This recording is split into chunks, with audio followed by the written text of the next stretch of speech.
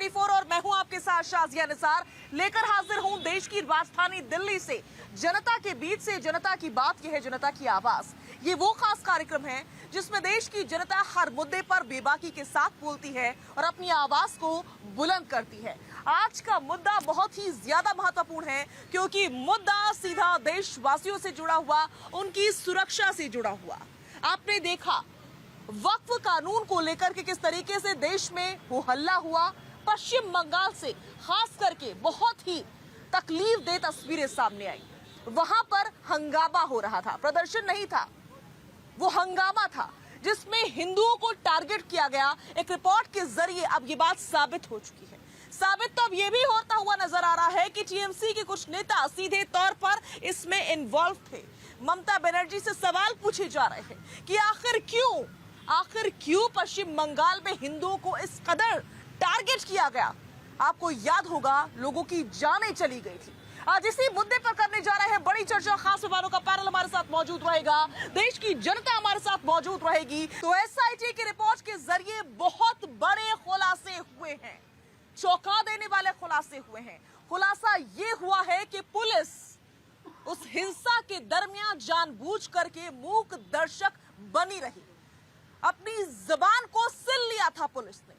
SIT की report के जरिए ये साबित होता हुआ नजर आ रहा है। इसी मुद्दे पर बड़ी चर्चा करने जा रहे हैं। खास मेहमानों का पैनल हमारे साथ मौजूद है। कौन कौन खास मेहमान आज की इस डिबेट में अपनी उपस्थिति दर्ज करवाने वाले हैं, सभी का तारुफ जल्दी से करवा देते हैं। वैशाली तोमर हमारे साथ मौजूद रहेंगी, बीजेपी की स्पोक्स पर्सन है। नसीम खान मौजूद रहेंगे, कांग्रेस का पक्ष रखेंगे। मुफ्ती शमून कासमी साहब हमारे साथ मौजूद रहेंगे, चेयरमैन है मदरसा बोर्ड के। हाजी इस्लाम हमारे साथ मौजूद रहेंगे, मुस्लिम स्कॉलर हैं। नाजिम खान मौजूद रहेंगे, रफी अता साहब मौजूद रहेंगे। संजीव कौशिक जी अपनी उपस्थिति दर्ज करवाएंगे, के शर्मा जी अपनी उपस्थिति दर्ज करवाएंगे और साथ ही साथ रीना गुप्ता जी भी हमारे साथ मौजूद रहने वाली हैं। साथ ही साथ देश की जनता हमारे साथ जुड़ चुकी है। सभी खास मेहमानों का और देश की जनता का मैं स्वागत करती हूं और शमून कासमी साहब जी के साथ मैं शुरुआत करने जा रही हूं। बहुत स्वागत है आपका भारत 24 पर। एसआईटी की रिपोर्ट के जरिए बहुत बड़े खुलासे हुए हैं, चौंका देने वाले खुलासे हुए हैं और खुलासा सबसे बड़ा ये कि पुलिस जानबूझ करके मूक दर्शक बनी रही। क्या चल रहा है देश में? क्या वाकई हिंदुओं को चुन चुन करके टारगेट किया जा रहा है? यही इस देश का दुर्भाग्य रहा है कि 1947 के बाद कुछ पार्टियों ने मुसलमानों को वोट बैंक की तरह इस्तेमाल किया और उन्हें इमोशनल किया और भाजपा और आरएसएस से डराने का उनका मंशा यही था कि ये हमारे वोट बैंक बने रहें। एजुकेशन से दूर किया, मेन स्ट्रीम से काट दिया और उन्हें इमोशनल बना करके अपना वोट बना करके अपनी राजनीतिक रोटियां सेकते रहे। यही काम जो है 60 साल में कांग्रेस करती रही और 60 साल के अपने राज्य के अंदर मुसलमानों को इतना उन्हें भयभीत किया और वोट बैंक बनाने में ममता बनर्जी उन्हीं का हिस्सा थी और तृणमूल कांग्रेस है वो भी कांग्रेस से निकल करके आई है। आज वहां के मुसलमानों का ये हाल है कि एजुकेशन में बिल्कुल दूर जा चुके हैं और राजेंद्र सिंह सच्चर जी की जो रिपोर्ट थी उसने वेस्ट बंगाल के बारे में जो कहा था या पूरे देश के बारे में जो रिपोर्ट दी थी वो आज साबित हो रही है कि किस तरह से उनका इस्तेमाल किया जा रहा है। वहां हिंदू और मुसलमानों के बीच में जो दरार पैदा की है सिर्फ अपने वोट बैंक के लिए पैदा की है। मैं समझता हूं कि आज की सरकार को और आज के प्रधानमंत्री श्री नरेंद्र मोदी जी को इसके ऊपर संज्ञान लेना चाहिए और ममता बनर्जी की सरकार को तत्काल प्रभाव से राष्ट्रपति को वहां से बर्खास्त करना चाहिए और बर्खास्त करके उस पर नया जनादेश लेकर के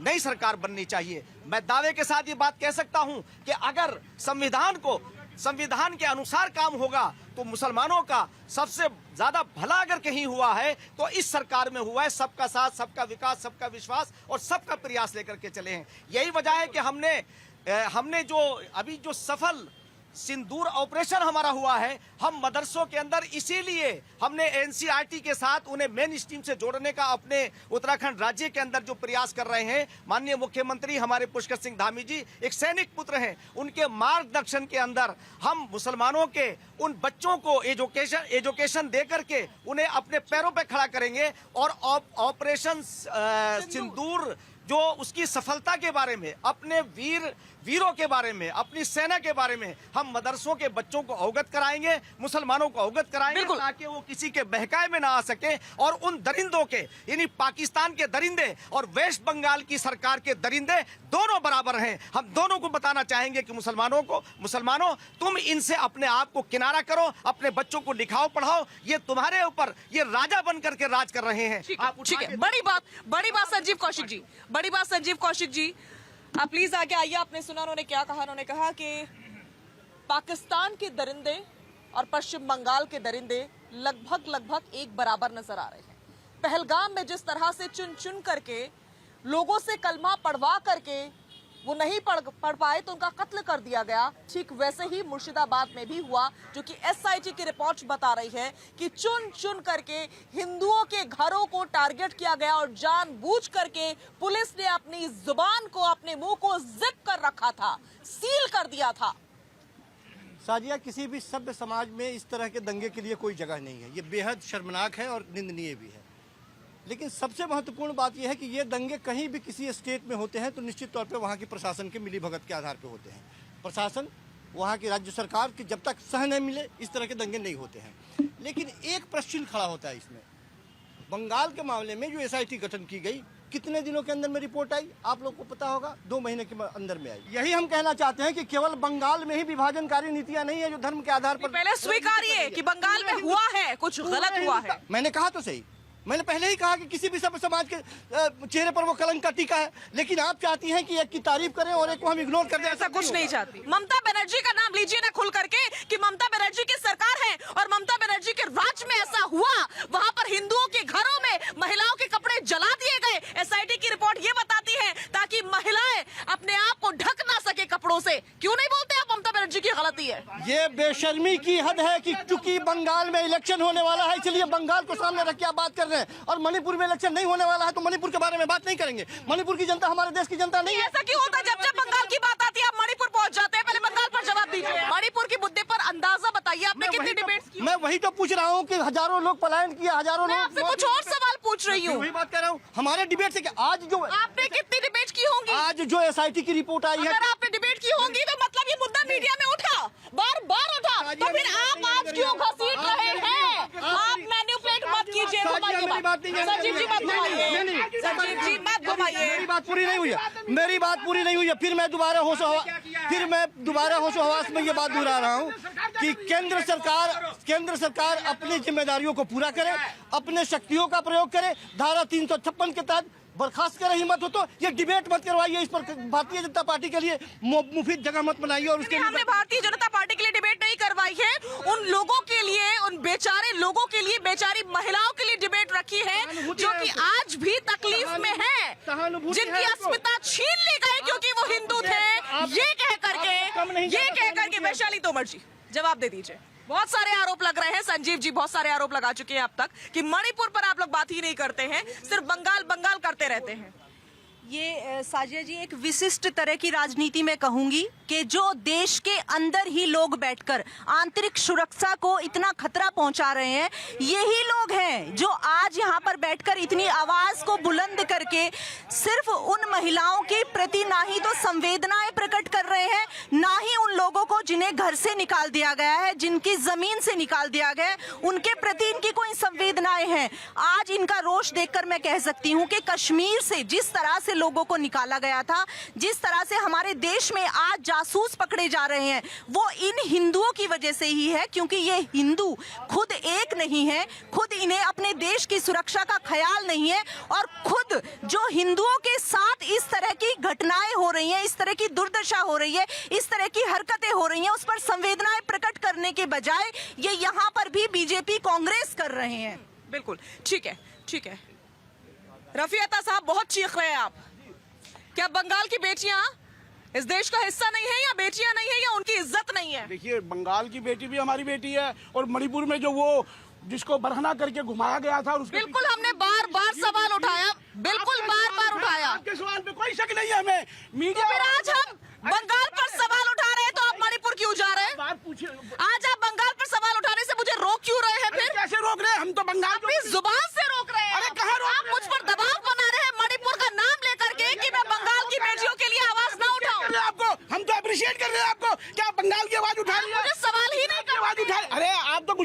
उठा रही है। मणिपुर के नाम पर हाय तौबा मचा रहे हैं। आपने बिल्किस बानो की भी आवाज उठाई थी, मणिपुर की भी आवाज उठाई थी आपने। तो चार शादियों से पीड़ित महिलाओं की भी आवाज उठाते हैं, 3 तलाक से पीड़ित महिलाओं की भी आवाज उठाते और उठाते रहेंगे। शादिया आराम से सुनेंगे। अब मुझे आधा मिनट 1 मिनट दे दीजिएगा। देखिए, मॉब लिंचिंग हुई है, हम उसकी निंदा करते हैं। देश में कहीं भी मॉब लिंचिंग होती है, बेगुनाहों को मारा जाता है, उसकी निंदा बिल्कुल करते हैं। इससे पहले भी हुई है, हमने तो खूब निंदा करी है और हर उसकी भर्त्सना करते हैं। गुजरात में भी है, अखलाक मारा गया है, पहलू मारा गया है, रकबर मारा गया है, पता नहीं कितने बच्चे कितने जवान मारे गए हैं। और रिकॉर्ड ये है कि 2017 में जो रिपोर्ट आई थी राइटर की, उसमें यह कहा था कि 28 उस जमाने में 2010 से लेके 17 तक 28 लोग मारे गए थे मॉब लिंचिंग की 64 घटनाओं में, उनमें 24 मुसलमान थे। उसके बाद अभी ताजा रिपोर्ट ये है कि 134 घटनाएं हो चुकी है और जिनमें 50% मुसलमान हैं। बंगाल की महिलाओं से क्या लेना देना इन तमाम घटनाओं का? मैं आज बंगाल की उन महिलाओं की बात कर रही हूँ जिनके कपड़े जला दिए गए, जिनके कपड़े। आप सुन ही नहीं रहे, आप सुनिए तो थोड़ा सा सब्र रखिए। मैं क्या बोल रही हूँ सुनिए तो।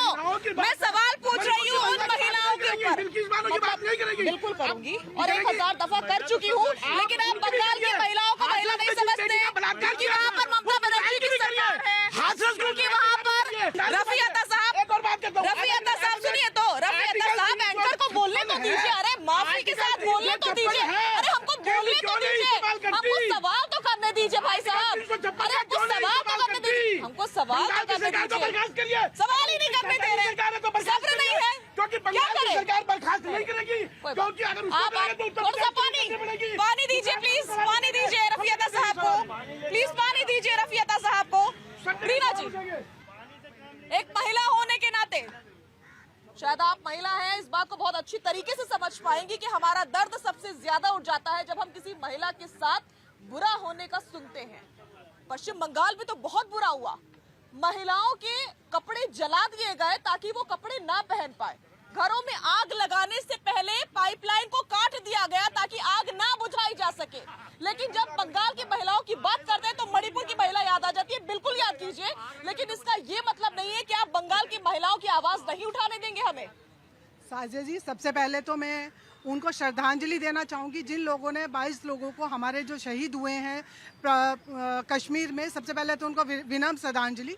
उसके बाद मैं जवाब देना चाहूँगी कि जो हमारे यहाँ बंगाल में हुआ, जो लेडीज़ के साथ हुआ, उससे घिनौनी हरकत हो नहीं सकती कि जैसे ही टारगेट करके एक हिंदू मुसलमान, ये वाकई में ही चुप भाई साहब चुप, मुझे बोलने दें आप प्लीज आएंगे आपके पास, काउंटर कीजिएगा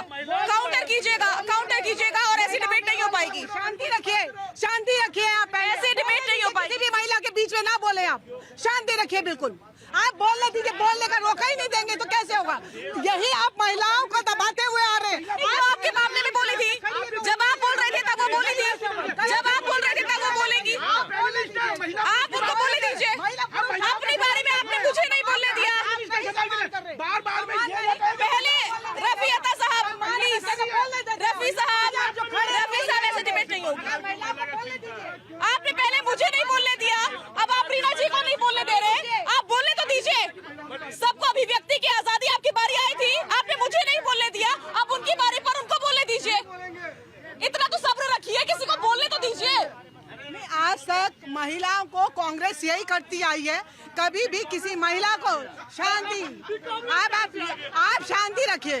आप एक सेकंड प्लीज, आप अगर सीरियसली डिबेट करना चाहते हैं तो ये हंसी ठट्ठे मत कीजिए, ये मजाक का मौका नहीं है, मजाक का मौका नहीं है। के सिन्हा जी, मजाक का मौका नहीं है। जिन महिलाओं के साथ जैसे बंगाल में हुआ, मैंने पहले भी डिबेट में कहा कि जो ये नापा गया है, ये आप वक्फ बोर्ड से हमेशा निकाल के रखिए। जिस दिन से वक्फ बोर्ड के ऊपर बिल आया, उस दिन से इन्होंने पहले मुशीराबाद में, वहाँ पे इन्होंने लेडीज के साथ ऐसा नग्न व्यवहार किया जो कि हमारी माताएं बहनें हैं, जो नहीं होना चाहिए। इन्होंने घरों में चुन के हिंदुओं के घरों में आग लगाई। पानी के तार पहले ही पाइप काट दिए गए, जिससे कि उनके पानी, वहाँ पुलिस मूल दर्शक बन के गई। एसआईटी की रिपोर्ट आ गई है, ऐसा नहीं है कि कोई हम अपनी तरफ से बोल रहे हैं। एसआईटी की रिपोर्ट सबके लिए है, आप सब पढ़ सकते हैं। वही टारगेट बना के इन्होंने कश्मीर में करा। उन्होंने जिन्होंने कलमा नहीं पढ़ा, क्योंकि हिंदू को किसी को कलमा नहीं आता, इन्होंने उन्हीं की लेडीज के सामने उनको मारा और धमकी दी कि जाके मोदी जी को बताएं, कि बताना मोदी को कि हम मुसलमान हैं, हमने मारा। उसके बाद में आज ये क्वेश्चन कर रहे हैं कि मणिपुर की लेडीज नहीं है, सब जगह की लेडीज हैं, सब औरतों को हमारा एक से सम्मान है। लेकिन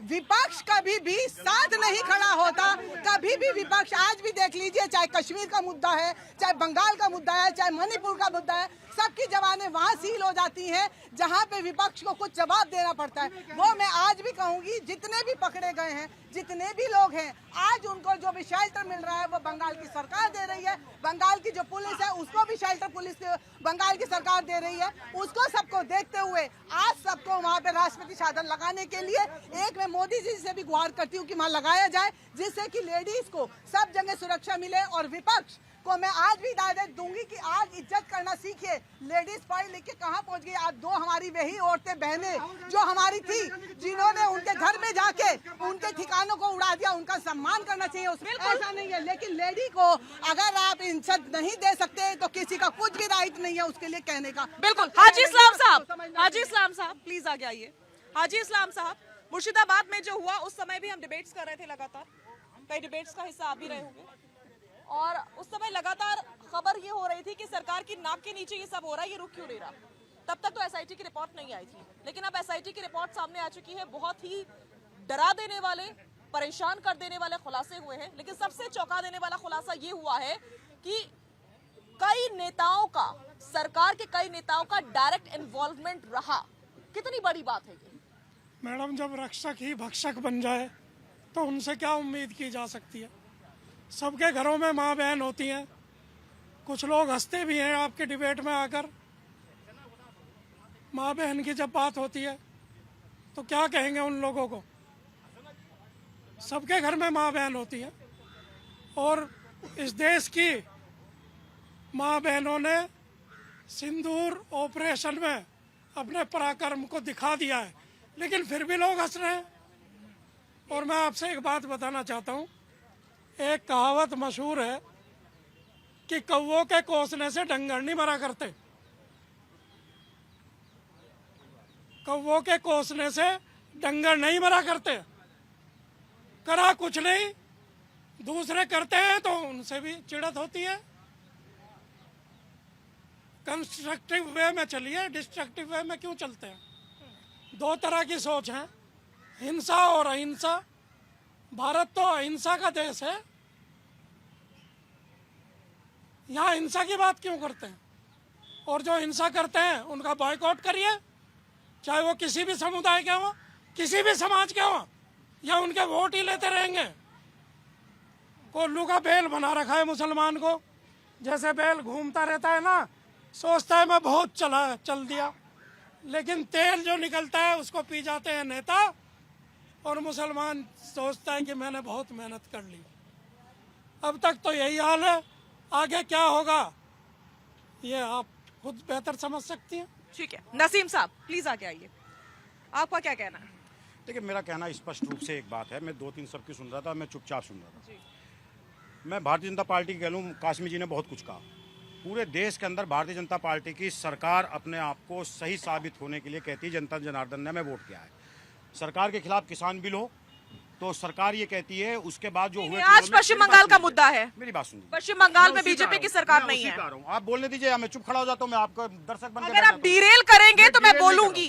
सरकार ये बोलती है, चाहे उत्तर प्रदेश के अंदर दंगा हो, कहीं भी दंगा हो, उसके बाद चुनाव होता है तो सरकार बोलती है कि हमें फिर से वोट दिया इसलिए हम सही हैं।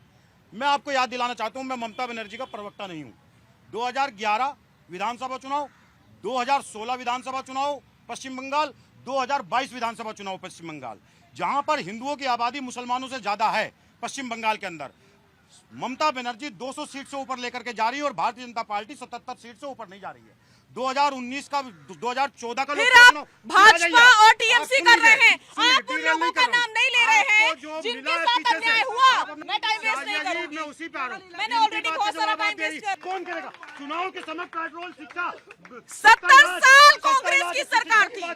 70 साल आपने नहीं बात की।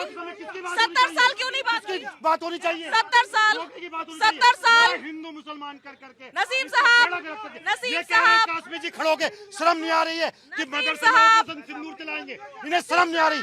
मदरसे में ऑपरेशन भाषण नहीं चाहिए। क्यों नहीं बोलने दे रही किसने है? नहीं बोलने आप दिया आपको? यहाँ पे आपने पंच आपको भूमिका- बोलने दिया आप यहाँ और पंच आपने भूमिका- गलत बात बोली, इसलिए आपका भाषण नहीं सुनेंगे। कहने दीजिए। बिल्कुल कहने देंगे, बिल्कुल कहने देंगे। ऐसा है 1900 आप महिलाओं का अपमान करेंगे, आप महिलाओं का अपमान करेंगे, आप कभी इससे पेश नहीं आएंगे और आप कहेंगे कि आपको बोलने दे। बिल्कुल नहीं बोलने दिया जाएगा। कांग्रेस के पिटारे सा है ना निकल के, कांग्रेस के पिटारे। देखिए एक चीज तो ये है, मैं आपको बताना चाहता हूं कि मुसलमानों के ऐसे ही मीडिएटरों ने भाजपा और आरएसएस से दूर करने का उन्होंने जो प्लान बनाया, और जो ये कह रहे हैं बंगाल की बात, बंगाल में वोट बैंक की तरह मुसलमानों का। अरे भैया, नसीम साहब को पेट्रोल के पैसे दिलवा देना, वरना बेचारे यही बैठे रहेंगे कि मेरे पेट्रोल के पैसे दे दो। बार बार कह रहे हैं मैं पेट्रोल खर्च करके आया हूँ। इन्होंने तो कांग्रेस से ये जो मीडिएटरशिप ऐसे लोगों ने तो की थी, अब मुसलमानों को मेन स्ट्रीम से काटने का काम, मीडिएटरशिप का काम इन्होंने तो मीडिएटरशिप की थी। एक सेकेंड मुफ्ती साहब, क्या कर रहे हो भैया? ये किसको दे रहे हैं? भाई साहब पेट्रोल की बात कर रहे हैं। पेट्रोल कह रहे हैं, बहुत देर से कह रहे हैं पेट्रोल खर्च करके आए। जो सरकार 40 रुपया के गेहूं खरीद के, 40 रुपया का चावल खरीद के जनता के 3 रुपया में देता है, जो सरकार 1 लाख रुपया देकर डॉक्टरों के तनख्वाह देके जो स्वास्थ्य फ्री दे रहा है गरीबों को, जो सरकार टीचर के 1 लाख नहीं, पैसे किसको दे रहे थे? ये भाई साहब को दे रहे, गरीबी है। क्यों दे रहे हो? आपकी सरकारी नौकरी मिल गया, नौकरी नहीं मिला, नौकरी नहीं मिली तो नहीं दिया, कांग्रेस नौकरी नहीं दिया। वो तो कह रहे मैं पेट्रोल खर्च के अपनी गाड़ी से आया हूँ। मैं रखना चाह रहा हूँ, एक सेकंड। वो गाड़ी से आए हैं भैया। मैं ये कह रहे हैं, जो भारत के अंदर में 1947 से पहले मुसलमानों के एजुकेशन 24% था, ब्राह्मण के 16%, राजपूत के 14%, आज मुसलमान के एजुकेशन को खा गया। क्यों नहीं एजुकेशन मांगो मुसलमान? इनके जैसे लोग, ये लोग मुसलमानों के पीछे रखने का काम करते हैं, उससे पंचर बनवाने का काम करते हैं, एसी ठीक कराने का काम करते हैं, अंडा छिलवाने का काम करते हैं, ऑमलेट बनवाने का काम करते हैं, बिरयानी लगवाने का काम ये करवाते हैं। चलिए नसीम साहब, अब आपको पैसे मिल रहे हैं पेट्रोल के, अब आप खुश हो जाइए। आज एक आम आदमी का जवाब कांग्रेस के पास नहीं है, कांग्रेस के मीडिएटरों के पास कोई जवाब नहीं है। इन्होंने ही इस देश के अंदर सांप्रदायिक दंगे, भाई पूरा देश जानता है कि जितने दंगे हुआ करते थे कोई शहर बचा हुआ नहीं है। आज बंगाल बचा हुआ है जहां दंगे हो रहे हैं, आज दंगे हो रहे हैं। कांग्रेस ने कोई शहर नहीं छोड़ा, कोई शहर नहीं छोड़ा। आपको बता, कोई शहर नहीं छोड़ा जहां सांप्रदायिक दंगे नहीं हुए, और लाखों मुसलमानों की हत्या हुई है वहाँ, लाखों मुसलमानों की। आज और एसआईटी की रिपोर्ट इस बात का सबूत है। आज भारतीय जनता पार्टी के दौर में आप जो जिन सड़कों पे चल रहे हो, ये भी भाजपा के प्रधानमंत्री की देन है। जो ब्रिज बने, जो सड़कें बनी, जो विकास हुआ है, वो सबके सामने है। आप ये समझिए कि इतना समझ लीजिए कि अगर आप इन मुसलमानों को मेन स्ट्रीम से आने देते, इसीलिए उत्तराखंड राज्य के अंदर हमने जो अपने शूरवीरों की, अपने सैनिकों की जो उनका जो पराक्रम है, हम उन्हें मदरसों में इसलिए पढ़ाएंगे ताकि आप जैसे लोगों की मीडिएटिंग खत्म हो जाए। और इन मीडिएटरों ने जितना हाशिए पे ला के रखा है, सारी दुनिया जानती है। अरे कांग्रेस के जमाने के अंदर कोई शहर बचा हुआ नहीं जहां सांप्रदायिक दंगे नहीं होते थे। लाखों मुसलमानों की हत्या तुम्हारे हाथ उनके खून से सने हुए हैं। ठीक है, ये किसी राजी आइए, मेरा सवाल सुनिए, मेरा सवाल ये है कि सिन्हा जी कि पश्चिम बंगाल को लेकर के शर्मा जी, पश्चिम बंगाल के मुर्शिदाबाद को लेकर के एसआईटी की रिपोर्ट सामने आई है, जिसमें ये बताया गया कि हिंदुओं के घरों को चुन चुन के टारगेट किया गया, वहां पर महिलाओं के कपड़े जला दिए गए ताकि वो कपड़े ना पहन सके, पाइपलाइन पानी की काट दी गई ताकि घरों में से आग ना बुझाई जा सके, जिसमें कई लोगों की जानें चली गई। क्या कहेंगे आप इस पर? सबसे पहले तो मैं चाहता हूँ एसआईटी, आप जिस एसआईटी की बात कर रहे हैं, देखिए मैं एडवोकेट, देश की एसआईटी है, देश की एसआईटी है ना, तो मतलब केंद्र सरकार की SIT हुए। देश की SIT सरकार है, कमेटी में कौन कौन थे? देश की सरकार है। हाँ, देश की सरकार है। SIT मतलब केंद्र सरकार की थी, मतलब हो गया देश की SIT। हाँ, देश के SIT मतलब केंद्र सरकार की SIT थी। तो केंद्र सरकार के SIT में कौन कौन लगते हैं आपको भी पता है। यहाँ जब क्राइम होता है ना तो पुलिस आपको क्या लगता है कि केंद्र सरकार किसी और देश की है क्या? देखिए पहले हमको मुझे पता है एडवोकेट है, देखिए एडवोकेट हूँ मैं। तभी तो इतना घुमा रहे जलेबी की तरह। एडवोकेट है तभी तो घुमाए जा रहे हैं, एक ही बात को ऐसे घुमाए जा रहे हैं और मैं सुन रही हूँ, लेकिन बहुत देर तक नहीं सुन पाऊंगी। मुद्दे पर आइए। हम मुद्दे पे यही आ रहा हूँ कि मुद्दे इनको पहले बोल लेंगे। आइए आपको नहीं बोलना, आपको नहीं बोलना। हूटिंग कर रहे थे आप हूटिंग कर रहे थे। तो मैं जाऊंगा। वो बेचारी बोल रही थी तब आप हूटिंग कर रहे थे, अब वो बोलने आ गई। कांग्रेस की बात नहीं करे, यहाँ मुर्शिदाबाद में TMC की सरकार है, कांग्रेस तो सरकार में नहीं है, उसको बीच में कहाँ ला रहे हैं? बेगाने का शादी में अब्दुल्ला हुआ, बीच में तो आप ही ला रहे हैं। ये ला रहा है कांग्रेस, ये ला रहा है कांग्रेस। मैंने आपसे सवाल केके जी या TMC है? केके जी सवाल पश्चिम बंगाल पर था, भूल गए?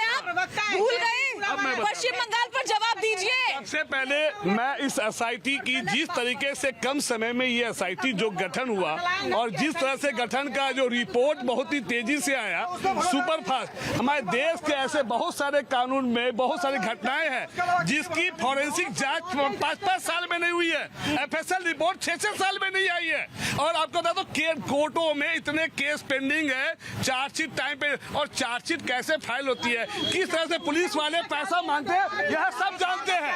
यह सब जानते हैं कि SIT पर शक है, SIT पर शक है ना? चार्जशीट को कैसे अपने फेवर में लिया जाता है, कैसे SIT लिया पर जाता यकीन नहीं है? तो नहीं, यकीन की बात नहीं क्या है, है? बट थोड़ी सी डाउटेबल है। डाउट है ना? डाउट है बिल्कुल, कि ठीक है, क्या ठीक है, ठीक है, ठीक है। आखिरी आपकी लाइन बात को मैंने स्वीकार किया कि आपको डाउट है, किसी को भी हो कुछ सकता है। नेता, ठीक है। TMC के कुछ नेता उसमें शामिल है, ठीक है। ये आखिरी लाइन जोड़ने मैं वाली जो पूरी बात है, मान लेती हूँ कि आपको कहीं ना पूरी कहीं SIT की रिपोर्ट पर ही डाउट है। ठीक है। घटना हुआ, अरे पानी लाइन सुनिए काटा, यहाँ पे जो भी घटना घटी, सुनिए कपड़े तो, हैं, सुनिए मुझे तो बोलने भाई तो साहब, दीजिए। नहीं। आप लगातार बोल रही है, मुझे भी बोलने दीजिए। मैंने स्वीकार लिया आपकी बात, मैंने आपकी बात स्वीकार ली कि आपको शक है। मैं सवाल पूछ रहा हूं। अरे मैं नहीं, सवाल भाषण पूछ नहीं रहा हूं। सुनूंगी मैं किसी के, भाषण किसी के नहीं सुनूंगी, भाषण किसी के नहीं सुने जाएंगे। आपने कहा मुझे शक है, मैंने सुन लिया। अब मेरा सवाल सुनिए, अब मेरा सवाल सुनिए। दम है तो सवाल सुनिए, हिम्मत है, सवाल सुनने की हिम्मत है, सवाल सुनने की हिम्मत है, सवाल सुनने की हिम्मत है या नहीं है? सवाल सुनने की हिम्मत नहीं है, सवाल सुनने की हिम्मत नहीं है। SIT पे आपको सवाल किया, मैं जवाब दूंगा उसका। मैं सुन लिया। मैं SIT पे जवाब दूंगा। पोजीशन पे SIT बाकी मेहमानों को भी टाइम देना है। प्लीज SIT का हाजी जो नाज़िम है साहब वो आगे आ कहीं जाइए। न कहीं किसी पार्टी को ठीक है, समर्थन सुन लिया। देने के हिसाब से हाँ। SIT की जो रिपोर्ट आई है उसकी दोबारा जांच होनी चाहिए, ठीक है। क्योंकि उसके आखिरी शब्द वो खतरनाक है। अरे बार मत रिपीट करनी, हमने सुन लिया। आखिरी शब्द जो है, ठीक है, आपको किसी शक पार्टी है, को लेके है, कितनी बार क्यों? बोलेंगे? क्या BJP के नेता उसमें नहीं हो सकते शामिल? अरे, क्या उसमें? अरे आप तो कुछ भी, आप कुछ भी कह सकते हैं, कहते रहिए। क्योंकि यदि आप वहाँ पहुंच की जाइए, सरकार- आपको डाउट है, आप पहुंच जाइए। आप मेरे शो में पूरा टाइम सारे गेस्टों का नहीं ले सकते। मुझे बाकी मेहमानों के पास जाना है, मुझे बाकी मेहमानों के पास जाना है।